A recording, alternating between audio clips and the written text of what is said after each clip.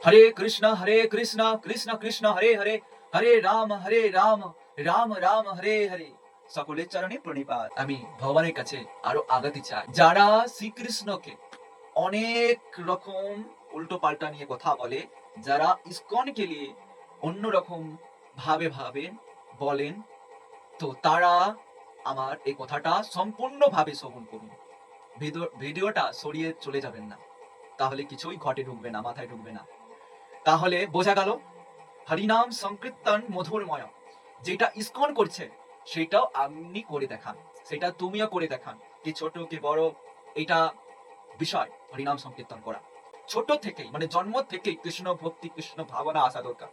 তো যারা এরকম বহু রকম কৃষ্ণকে নিয়ে ইসকনকে নিয়ে অপমান করে, মানে অন্যরকম কথা বলেন, জানে না শুনে না বহু কথা বলে, তাদেরকে আমি টার্গেট দিচ্ছি, তারা এই টার্গেটটা পূর্ণ করে দেখাও। আপনাকে 1 মাস মানে 30 দিন কি করতে হবে, ইসকন যেটা করে সেইটা আপনাকেও করে দেখাতে হবে। সেটা হলো কি, ভোর 3টে ওঠা, 16 মালা জপ করা মন প্রাণ দিয়ে, তারপর কৃষ্ণকে দর্শন করা, মঙ্গল আরতি করা, তারপর ভোগ নিবেদন করা, আরতি করা, নাম অট্টয় যুক্ত হওয়া, তারপর সাধুসঙ্গ যুক্ত হওয়া, নবদ্বীপ মায়াপুর যাওয়া, এই সব 1 মাস আপনাদের টার্গেট দিচ্ছি, যারা বলে থাকো আর কি, তারা করো।